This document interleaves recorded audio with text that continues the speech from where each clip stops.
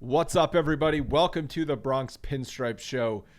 Yankees are still no longer on a win streak, but that's okay. It's been a great week, great month of baseball. We've had a couple of guest episodes this week that I encourage you to check out if you have not already done so.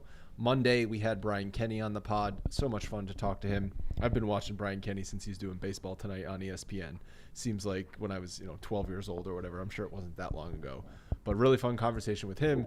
And then Wednesday, I spoke to Pete Caldera of NorthJersey.com for the Bergen Record. He's up in Toronto. He covers the team. Just talk to him about all the various things going on. Scott, you are in Sin City. How's it going out in the desert? I am. I'm in Las Vegas. I've been here for a few days now. It's good. It's good. The time difference is killing me. I got to be honest. It's killing me. My sleep schedule is so jacked up. The first day I woke up at 4 a.m., and you don't go to bed any earlier. So my internal clock is not messed up. So I'm going to double down on that and take a red eye home tonight. And just, oh, great. And just, let's just figure out what happens after that. Who knows? I'll be coaching T-ball on Saturday with my Yankees hat on, probably thinking I'm at a game and not a T-ball game. But yeah. Do you sleep on red eyes? Do you get... I knock myself out, yeah. Okay. What's your drug of choice? Alcohol. Got it. Lots of alcohol. Well, unfortunately for us, it took, I think, 4 weeks for us to get the win bet segment wrong, where we picked the Nestor Cortes versus Kikuchi game, and it did not work out that way for the Yankees last night. Kikuchi shut the Yankees bats down. I did not see that coming, especially after the Yankees offense had been so good. And even though Manoah also shut them down, okay, tip your cap to Manoah. He's a filthy pitcher. The offense exploded late against the Toronto bullpen, which was, to me, one of the put it on the list of why I think this team is different. Mm-hmm. Tuesday's game, the Yankees have to scratch and claw to win that game 2-1 in recent years. They don't get to coast to the finish like they did on Tuesday. So I was just feeling good for the sweep. But, man, Toronto was super fired up to get that win last night. And I tweeted out after the game, sucks to lose this game. We're going to get into all the different reasons why and the Boone stuff. But good series win, and I think it's going to be a hell of a race between these two teams all year. Yeah, totally agree. I mean, we did get it wrong. I fully did not expect them to win the first two games. Definitely thought that the Blue Jays would come out firing a bit more, but big credit to our pitching staff for coming in and just shutting down that lineup. And yeah, Manoah's nasty. And there's something there between the two teams and him specifically. And then Nestor Cortes, well, he didn't have it. He wasn't over the plate as much as he needed to be. I think he had 3 walks in the 4 innings, but he kept them in the game. And then And then your boy came in and kept the Yankees even further in the game, and unfortunately just couldn't get the offense. Yeah, but you know what? 11 in a row, another series win, and you got to look at that. We always talk about this when you're looking at a team and looking for success, and just start racking up those series wins. And when you get it against a division opponent like Toronto, it's really important. But yeah, it's going to be a dogfight. It's definitely going to be a dogfight. I actually remember saying this after the win streak last summer, where I said, okay, this is a little bit of a market correction maybe for this team, and now they're back in the race. Now you just got to play good, solid baseball from here on out. And at that time, they were in the driver's seat for the wild card spot after that win streak last August. And they didn't do that. They didn't play solid baseball towards the end of the season, and they fell to the second wild card spot. Now, I understand it's only early May, so it's a long-ass time to go. But what that 11-game win streak does is it provides you a little bit of a cushion throughout the season. Even if you have a mini slump, it's okay. It's not going to kill you. Just focus, like you said, on playing good, solid baseball, winning series, and they're in the driver's seat because of that 11-game win streak. I know I said this with Pete on the pod yesterday. Yeah, the cliche is you can't win the division in April. It's going to be a hell of a lot easier now that they won 11 games in a row. Yeah, I mean, I understand what you're saying, and of course, 11-game winning streak at any point during the season is a significant place to be, and it gives you a leg up. Depending on, I will say that Toronto also played very good baseball during that winning streak as well, so it's not like they fell far behind. So I mean, I don't think it's as much of a cushion as you're saying, especially with the amount of games to go. But certainly, what it does is it gives the team a hell of a lot of confidence early in the season. The pitching staff has been phenomenal still, even throughout that entire streak, obviously, and the offense, has had multiple games where they've essentially broken out, and they've gotten just really good run production from some of the big guys that they needed to. So I'm not going to go as far as you're saying where there's a padding, because I expect Toronto to probably hit 8 to 10 game winning streak at some point. Wouldn't be surprised if Tampa did the same thing. I don't think Boston is as good this year. I think it's those three teams, but yeah, it's they're proving that they can do this, and the fact that they won't go into these hopefully long slumps with the way that this team is made up. And goddamn, the pitching staff is just freaking good. They're nasty, top to bottom. They're nasty. Yeah. No, you're right that it's a confidence boost for a team. I think we've seen the Red Sox have a similar confidence boost early in seasons in recent years, where you're like, well, this team shouldn't be this good. Like, I think last year was a confidence boost for the Red Sox early in the season. They got off to a good start, and it carried them throughout the year. And I think that there's some truth to that. So that's a good point by you. Last night's loss, though, even the ninth inning, they make it close. They get guys on. The go-ahead runs are on base at the last play of the game, and the Hicks at bat was just the killer in that ninth inning. He comes up with 2 on and looks at 2 strikes, and then tries to hit a 3-run home run on a pitch up and in. It's just like, dude, what are you doing? Like, you could see the momentum here. I talked about this with Brian Kenny. It's these at bats that you can identify when your team is fighting and clawing, and it's like a non-competitive at bat that just kills momentum. And that is the sort of stuff that does anger me with guys like Hicks or guys like Gallo. Logan looked up the numbers for Hicks with men on base. He's 4 for 25. It's a 160 average and a 570 OPS. It's just, I'm sorry, that's not good enough. And with runners in scoring position, he's 2 for 15 with a 597 OPS. I'm sorry, that's not good enough. He's been solid overall, and in the leadoff spot, he's gotten on base, done that job. But he's having terrible at-bats and not producing at all with runners on base, and that can be a killer in what could have been a rally comeback sweep last night. We talked about this, I don't know, a couple episodes ago when we were discussing LeMahieu and Hicks in the leadoff spot, and I was circling in like a billion different words, and I don't know if I made myself clear in the way that I was thinking, but you take the 2 of them in the leadoff spot, and I could live with either one, but in that 5 spot, to me, a little deeper in the lineup, LeMahieu is a better option there because he's better with runners in scoring position. He gets the ball in play and those things. I think Hicks's approach when he's in those positions, when there's runners on, when he's in an opportunity with guys to score, it's like his approach is different. Taking those 2 strikes, like you mentioned, in the leadoff spot, you're looking at that, you're like, okay, he's working the count, he's getting the pitches, he's doing the things he needs to do. But in a run producing opportunity, you want him to attack more in the strike zone. You want him to be offense first mindset. And he just doesn't have that. That's my eye test telling me that he doesn't have it. The stats are backing that up with numbers, but super small sample size, but just that's the difference between the players, in my opinion, when you have an opportunity to score runs. Yeah, and it's tough to complain at a loss when you still won the series and you're coming off a long winning and they had an streak, opportunity right? to sweep. That's what I'm saying. Like, that's why it was kind of like almost a really fun moment at the end. Like, oh shit, we're gonna cap off this sweep with a comeback win. It didn't happen. So I'm just saying it's tough to be mad at that individual loss. Oh, yeah. Maybe you're mad at some certain things that happened in the game. Mad's the wrong word, Andrew. Peeved. Well, what's the word? What's the word, Scott? It's Annoyed? it's a momentary disappointment. No, I'm saying about the judge stuff, like the judge strike calls. Oh yeah, for sure. No, you get mad about that. Yeah, he's been getting since he's been in the league, where umpires just, I don't know that he's 6'7". Like at this point, he's been in the league. Umpires don't know he's 6'7". They're like, I forgot. I'm gonna borrow the Boone quote that he was yelling at the umpire, make the adjustment. It's like he's 6'7", make the adjustment. Like, this is a known thing now. He's not a rookie anymore. This isn't 2017 where you haven't seen it. Make the adjustment.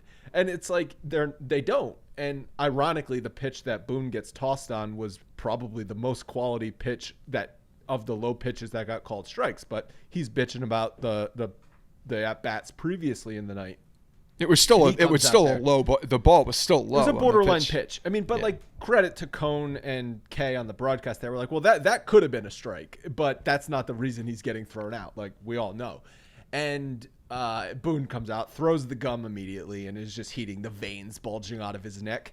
And another tip of the cap to Boone. When he gets going, he does get fired up. He gets going. Yeah. So it almost spurred the comeback.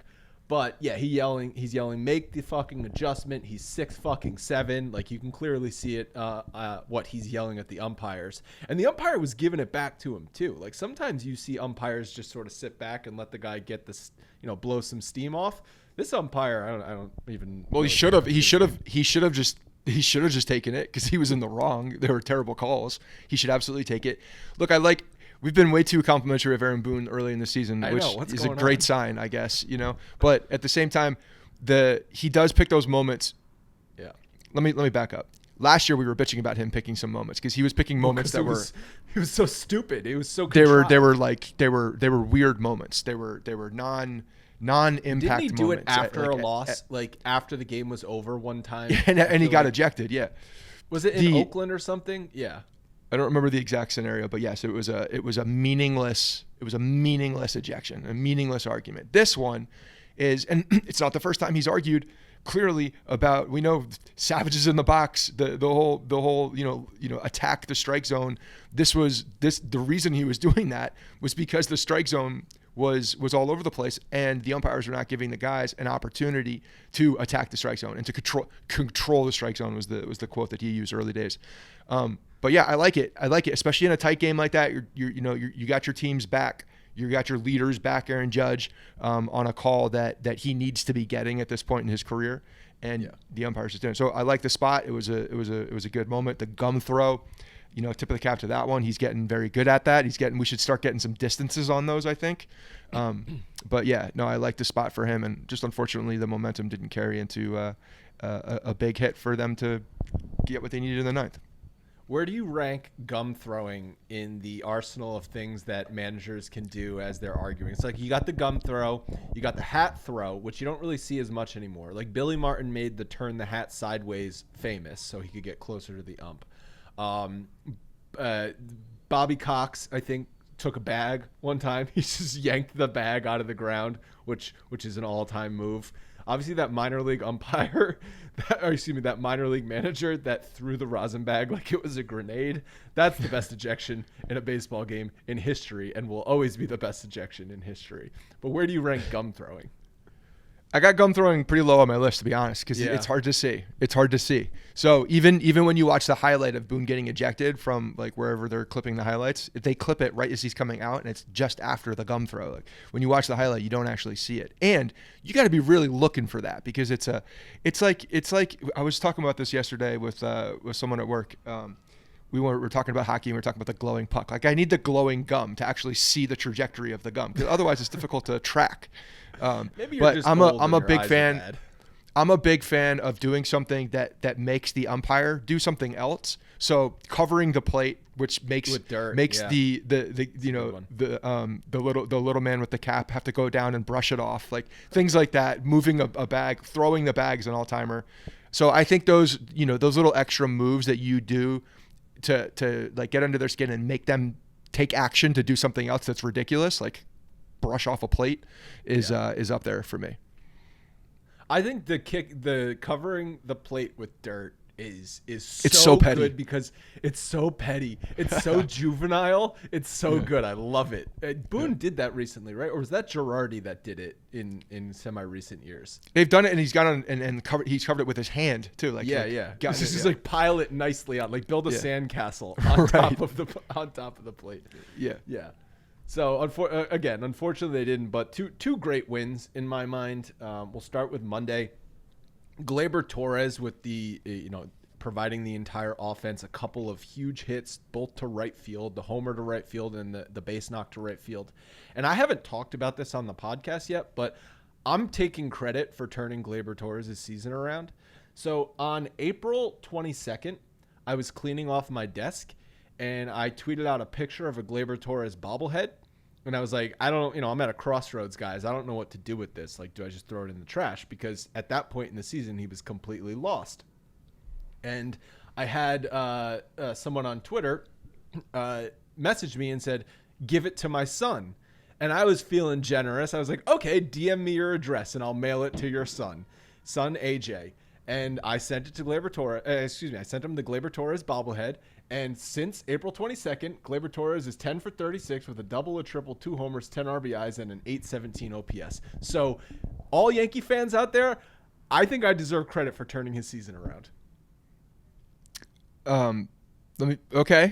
This is interesting. I did not know that you put that. I didn't see your tweet that you put it out there. And he sent me a picture of his son holding it, and I retweeted it. So AJ is the new owner of the Gleyber bobblehead. I'm giving credit to AJ. I'm going to be honest. I get some credit though. You get some credit for understanding that you should not have that in your possession any longer. It was not doing any good there. You're looking at it, getting mad. It's bobbling. He's just saying no to you the entire time.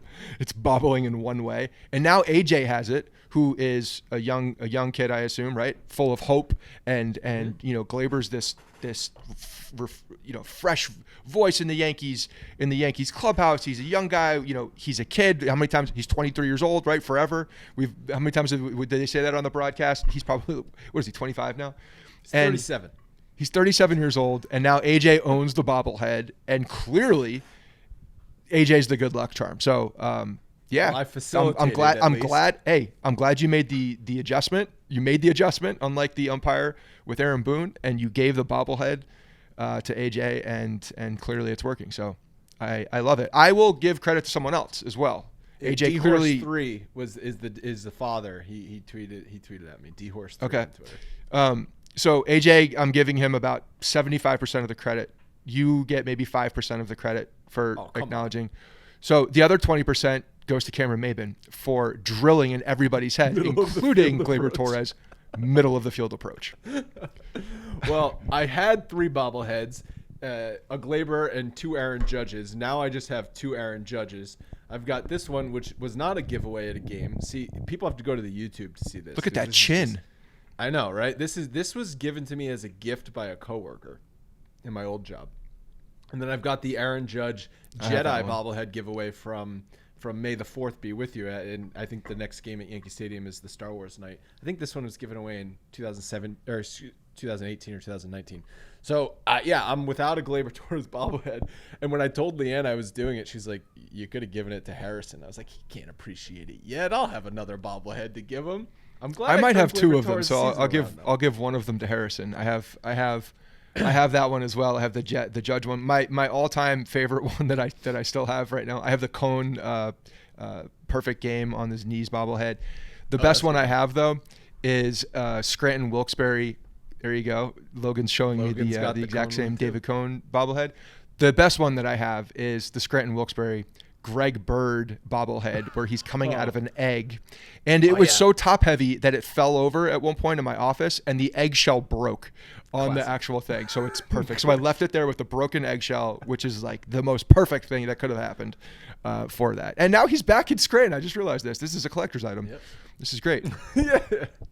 You can see it'll go for dollars on the open market. Dollars. Make an NFT. Stanton also had a fantastic leaping catch at the wall, robbing an extra base hit.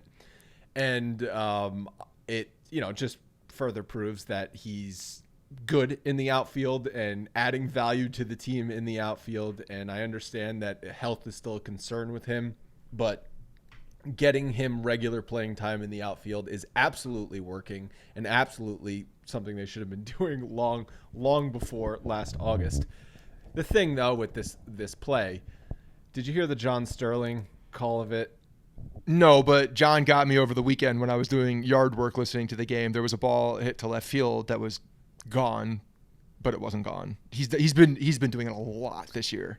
He thought this one was gone, and then he's just like calling the home run, and then he's like, "Whoa, what's going on? Why is no one moving?" And then Susan just chimes in, because Stanton caught the ball. John's just completely lost. And I'm not even here to like make fun of John. Like, it made me sad listening to it because he's too old to be calling games at this It point. used to be endearing when he's doing it, and like it's just it's not good like he can't see what's going on. Like at some point we just got to be like, let's celebrate John for your career and the amazing things that you have done, and let's end this on a great note, but that's probably I've said this for 2 years now. Like I thought 2 years ago was his swan song when he had those health issues, and he's come back. Credit to him for coming back, doing all these things. It's affecting it's just becoming part of the shtick though. That's it. But it's too much. It's like you miss a foul ball now and then, like maybe once every 2 weeks. Okay, that's funny. Ha ha. Let's move on. You can't just miss home runs every series. On Sunday, I was listening to the game because I was doing yard work, and I had no idea what was happening half the time. Like legitimately, exactly. I was. Now I know why you have to watch games while you're driving. There you go. Yeah, you got to listen to the broadcast there. The other thing from Monday night that I'd love to point out here, because it was like I get so giddy when I saw it, was the base hit up the middle by IKF that he stretched into a double. Oh, yeah. Because of the alignment of the outfield. Oh my gosh, that shit makes me so happy. Makes me so happy. You have no idea. Did it make you happy I'm falling that he fell deeper down? and Because deeper and I love think with he that would have guy. gotten thrown out at third if he doesn't fall down. Oh yeah, he would have. It was definitely, it was going to be a very close play. So I'm glad he put on the brakes and that made him fall. Yeah, but no, the guy is all go, all what is it? It's all gas, no brake. Like that's him. I love it. No, that was a really fun play. Any kind of that hustle double kind of crap. Like, yeah, I'm a sucker for it. Fans are suckers on for a ground ball up the middle, Yeah. even better. Like, your outfield alignment, do it again and see what IKF does. And by the way, Brian Kenny was great on the Monday episode. Listening to him gets me more excited about IKF. I give credit to Brian because, he's a very analytically driven, but he's got an open mind to the game, which I appreciate because he does look at all aspects of it. And he's even come off, I think, some of the hard stances he's had about the analytics and how they, determine what a player does by using the eye test, by using the at-bats, and just Cut judging jib on index, as he called it. Yeah, it's actually not that far off from the stat that I was looking for. Like, give me a stat on who has the worst at-bats. In the Well, that's league, what we because talked about with Gallo, right? That's why he didn't have Gallo ranked. It's because it's like you look at these at bats and you're like, what the hell did I just watch? And years ago he had him on there, and they're just, I'm like again, we see the solo shot yesterday. The timing was great. It's just you have no idea when it's gonna pop up with him. No idea. It's just like a random. It's like playing Plinko, from if you remember the old Price is Right game. Like you're dropping the thing down. You have no idea where it's gonna land. There's no strategy. You're just swinging, and like occasionally he'll make contact. And I hope that it's at an impactful point in the game when he does that. LeCastro also pinch ran and stole a base before the Gleyber single to set up that play. LeCastro has actually been a weapon for them. Yeah. As a fifth outfielder, good defense and pinch runner, good base runner. Something that they haven't had in recent years. And well, you say that, but Tyler Wade was not this. Tyler Wade could have been, but he wasn't for whatever reason. He was LeCastro definitely has a better first step. Like the speed's there for both guys, but I didn't realize LeCastro was as good of a base stealer as he is. Yeah. That's like and new they know information. it's coming. I feel The team, it's like he pinch runs, he's gonna steal. He didn't steal last night, ironically, but Donaldson ends up getting. I think it was Donaldson up. Donaldson gets a base hit, but it's like a team. A good base stealer can steal a base even when they know you're gonna steal. Yeah. That goes into what's going to happen potentially next year with this pitch clock, because, if you have a pitch clock like that and you have a base stealer on first base, how are you ever going to throw him out if this pitch clock is winding down and you got to throw the ball? It's going to be weird. There's also it's going to get exploited. Implementing a rule where you can only throw over to the bag so many times. Yeah. It's just like, again, I'm all for trying to speed up games. I think PitchCom has sped up Yankees games at the very least. They played another short, quick game last night. maybe pitch. Even Monday was efficient. Monday was rolling. It was going. It was close to 3 hours. It was but 3 but hours the game is fine though. moving. Like it's the 3 hour 30-minute games that you're like, all right, what are we doing here? The 3 hours that's how long TV broadcasts are slotted for. That's how long it should be. 2 hours 50 minutes, 3 hours 5 minutes. Like that's fine. PitchCom seems to have helped though, so maybe PitchCom is the answer we were all looking for. Well, we'll see. It's May, so give me a season of sample size so we can identify actually what's going on there. But yeah, I know that they're clearly having some success in the minor leagues, but I want to see a full year with that too, and like what are the ramifications for that as well? Like the base stealing aspect. What are the other ramifications of it? Last thing I want to mention from the Monday game is Montgomery, who was pulled at 65 pitches. He's only gone over 71 pitches once in his 5 starts. It really seems like they wanted to avoid him going third time through the order. And the Blue Jays actually started to hit him a lot harder in his second time through the order. First time through the order, he was very good. But I don't know if it's just a product of, Blue Jays hitters are very good hitters. They've seen him a bunch in the division, but it kind of struggled as he went through the lineup twice, and then didn't even let him get the third time. Yeah, that's something to. I mean, when a pitcher has 65 pitches and he's getting pulled with limited damage, you're definitely looking at why that's happening. Because at this point, they should be stretched out a hell of a lot more, ready to go. Damn close to 100 pitches or likely at full strength. So there's clearly something there in the analytics that they don't like. Loaizaga came in the 6th, and there was some discussion on Twitter, people saying, and I even think Kay might have said this on the broadcast, has Loaizaga fallen in the bullpen pecking order? I mean, it's clear he's not been as good as other guys have been in the bullpen. Like, obviously, Michael King's been the best. Clay Holmes has been excellent. Chad Green got the save, which everyone was like, oh, crap, we're really doing Chad. This is what we're doing? Hey, okay, we're to doing his credit, it was clean. It was a clean save. It was the most nerve-wracking clean save I've ever could remember. He did it quickly, so I didn't even get there was no anticipation of the nerves. Like, to me, it didn't even come into play because he did it quickly. For me, it was the inning break when I knew he was going to be the closer. I was like, okay, we're doing this. Okay. So has Lasagna fallen in the bullpen order? Yeah, I mean, thus far this season, for sure. I mean, he's definitely struggled. There's no doubt about it. I still think that when you look at him and the way that he throws, if he, getting back to form, he's getting closer. I think, with the early season struggles, he's definitely getting closer to what it's all about. For him, the biggest thing is throwing the ball over the plate. If he's able to locate, he's one of the one of the most dominant guys out there as far as stuff goes. So I'm not worried about him at all. But yeah, you have other guys that are doing well. Holmes has been just so solid since he's been here, and then King. They have different roles though. Like I think that what you're going to see is Loaizaga is going to get slotted back into that 8th inning, but Boone's got trust with Chad Green. We've seen that even last year after he gave up 97 home runs in the 8th inning, or when he got forced into the closing position. The amount of losses he had on his record were indicative to the games that he blew at the end with home runs. But clearly that confidence is back and it hasn't wavered. To Boone's credit, he's backed his guy there, and hopefully that makes an impact as the season goes on. But I think Loaizaga and Chad Green are probably those two guys that are will be interchangeable late in the game. And then Tuesday, when the Yankees were able to tack on the runs after Manoah comes out of the game, there was that weird play with the Marwin Gonzalez in the rundown, and Vlad, who he did tag him on the replay. It did show him he tagged him, but the Jays didn't have any more challenges, as Logan's pointed out, because Vlad Guerrero, every time there's a bang play at first base, he's yelling at the dugout to challenge the play. And they did that earlier in the game and didn't win it, so they lost their challenge.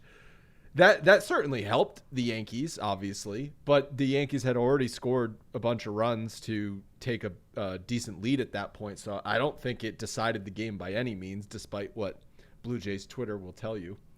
The real fun moment in this game, though, was Judge's home run, because the kid gets the ball from the Blue Jays fan and just gives him a big bear hug. It was just a really sweet moment, and he got to meet Judge the next day. Yeah, it was a good baseball moment for sure. You have that. I mean, Canadians are so nice. They're such nice people. We should all look at how they act sometimes, and they're polite and just nice. And that was a great moment. The kid will obviously never forget that. Meeting Judge is awesome. I saw a lot of the beat reporters were telling Judge post game about the clip, and so Judge seemed anxious to go back and look at it, and I'm glad they facilitated the meet. It's just a cool moment. And that's the type of stuff that's like ambassador for the game, man. Growing it up with the young kids, Judge taking that extra little step, or whoever facilitated that, whether it was the Yankees or the Blue Jays or whomever. But I like it. It's a class act. The guy deserves to be a Yankee for the rest of his career. It's like it's like he's made for this or something. All right, before we wrap up, we're gonna do a new segment that we're bringing in. I don't know what this segment is gonna be called. We'll have to think of a name. We're gonna review the 5 best games of the month. And we're going to pick a winner, and then that winner is going to go on to move to the next round, which will have 5 new games from the month, and see if it will dethrone the winner from the previous month. Now, since it's May 5th, we're going to go from opening day through May 5th, which actually works out. It's about a month of baseball. So the first game, in my mind, was the first game of the season, opening day.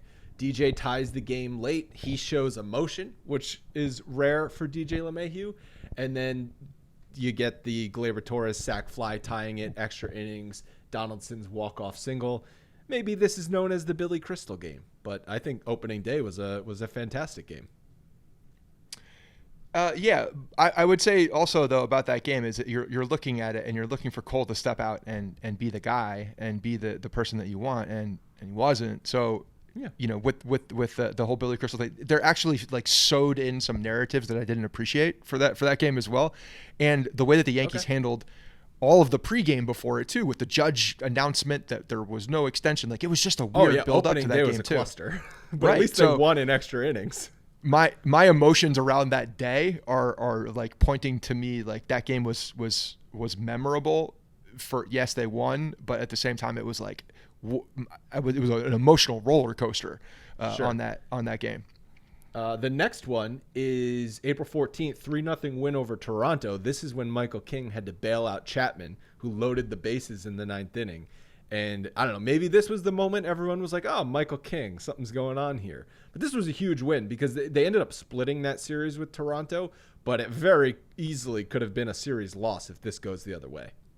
Yeah, this is essentially the Michael King coming out party for showing, the Swiss Army knife as you. Well, hey, Michael King got the win on opening day. Let's not forget. Okay, but this was the true. I mean, when you come in with the bases loaded like he did after Chapman struggled, and you shut down that inning, like that's a sack up moment. that is a moment where you put it all out there and you show who you are, and he hasn't let up since then either. So, I mean, all year he hasn't let up. Better. So It gets better. But that's a pivotal moment for us looking at him. Not that matters as a fan base, but we're looking at him a little different. We're seeing the stuff that he has this year, and it's highlighted because of him getting out of there and saving Chapman's ass on that particular game. Plus, it's a division game against Toronto. So it's escalated or heightened with importance. April 23rd, 5-4 comeback win over Cleveland. Probably know this as the Miles Straw game.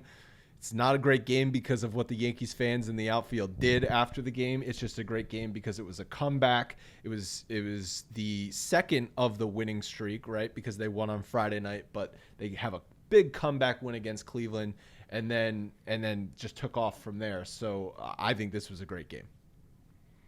Yeah, the fact that they came back, they won the game.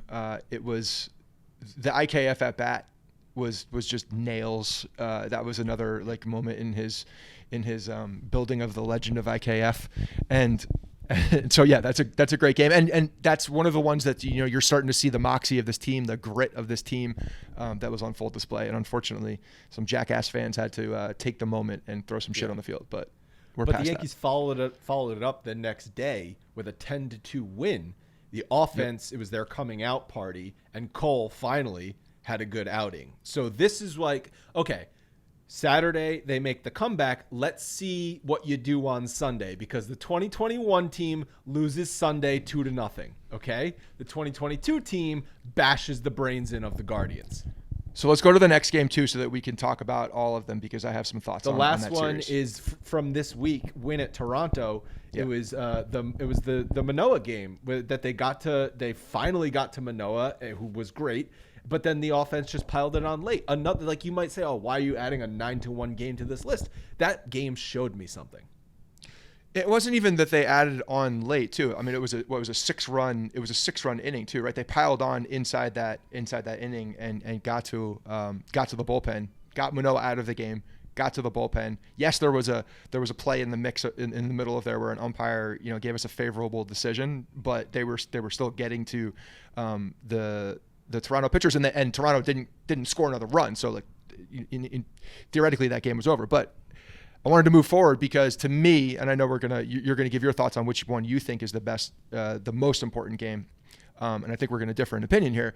To me, when I'm looking back at that Cleveland series was like a pivotal series for the month, right? That was a moment where they were coming in. We knew that Cole was throwing on Sunday, so everybody's like, Yankee fans are looking at that game like, you better show up on that game no matter what happens in the series. Like, you have to show up in that game. And the Yankees were taking care of business up to that point with teams that they needed to. They just beat in Baltimore. Cleveland's coming in with a pretty good offense. They were playing well going into that game. They shut down Jose Ramirez. So that first game, or the middle game that we had highlighted in here, was important. But to me, that Sunday game with Cole coming in and shoving for 6+ innings was such an important moment for this team so far, because not only did he come in and just back up what he, who he is and what he can do, but the team also had his back. And like you said, they piled on. Like, that was not a game where they they squeaked out a victory. Like, the offense came, and unlike last year, they just kept coming and kept coming and kept coming and piled runs on. So to me, that Sunday game, to finish off the sweep of Cleveland and to move into the next one was like that reinforcement of the turning point that, they're in the middle of this streak, and this team is real. And the fact that Cole, our number one guy, came out and said, yes, this is me, this is who I am, like, is so important for the confidence of this team too. So that's your pick. That's my pick. Yeah. I mean, I don't disagree with you that did prove that the turning point maybe is legit and was like maybe a jumping off point. Like, I totally acknowledge that. But if I'm just looking at individual games, like coming back in the 9th inning, the way they did with 2 outs, like that's a better game. That's a more exciting final result than a drubbing of the Guardians, for sure, 10-2, even if a lot of good things did happen. In my mind, it's the 5-4 comeback win over Cleveland as the best game. So we have a difference of opinion. So to decide it, we go to Logan, and he picks which game is moving on to the next round. I do agree with all the sentiments about the series and as a whole, because it's true. I mean, like, obviously that series was so important to this win streak. But I haven't gotten as excited as I did watching that 5-4 win over Cleveland in a Yankee game in just a long time. For watching sure. that, I mean, IKF hits that ball over, the left fielder's head, and you're just like praying it doesn't get caught. And then, Gleyber comes up. He needed that for his confidence. That probably is actually what propelled Gleyber to, to be really good. So, I think it's that game. Also, if we're talking about this maybe in September and we're looking back, we're not thinking about that Sunday game. We're thinking about the comeback game. We're thinking about the series, I think. So I feel like we're all talking the same language here, because that Saturday game was awesome. Like, don't get me wrong, my boy is the one who hit the double to tie the game. Like, I was going nuts for IKF drilling that ball. That series was pivotal, because, and the other thing about that series is they were back home at that point. So Cole, not only was that game, Cole needed to come out there and throw like the ace that he needs to be, but he was at home again too. Because could you imagine that you could flip the switch here and say which game was the worst game? And if Cole didn't have a good start in that game after that win on Saturday, you could make a very, very solid argument that would have been devastating is the wrong word here, but like a terrible blow early in the season with the type of momentum that they had at home. So I agree. Like, I mean, that was the most exciting game for sure. It's just like, to me, there was like a reinforcement of like who this team is on Sunday as well, backing up that Saturday game. Well, the comeback win is moving on to the next round. I'm excited for this little segment we're doing throughout the month. So at the end of May, we'll review another 5 games, or maybe it's June 5th we'll do it, or whatever. We'll whatever episode falls close to that. But let us know on social. Tweet at YankeesPodcast what you think was the best game from the first month. Logan's been doing a lot of the management of that Twitter account, so I'm sure he'll be retweeting and commenting on all the stuff that you guys say. Any other items you want to mention, Scott, before we wrap it up? Just another anybody who's looking at a loss at the end of that is a large negative, is a lunatic. This team is playing so well. They even had opportunities to win that game and sweep the series against Toronto, which I don't think any of us really going into that series thought was going to happen, especially after the success. But yeah, the team's just playing really well. I love how they're gelling. There's been quotes from Joey Gallo, who, I'll never like his profile as a player. I guess Joey Gallo as a person way back into the lineup, so we like that, right? Guy Joey Gallo from injury, as a person, as a teammate, like there's a lot of things to like about him in that spot. I just don't like his offensive profile as a player, and that's why I'm hard on him. But he was making comments to the media about the clubhouse. This is like the most fun clubhouse he's ever been, like the best energy in the clubhouse. Like, so clearly the juju is going very well inside that dugout and inside the clubhouse with the guys. And to me, that's such an early positive sign on how this team can be, because they have all the talent in the world. And if they can keep these these good vibes up and the good positive energy that they have, this team has a huge very high ceiling for what they can do this year. All right. Thank you guys so much for listening. We'll talk to you again on Monday after the Texas series.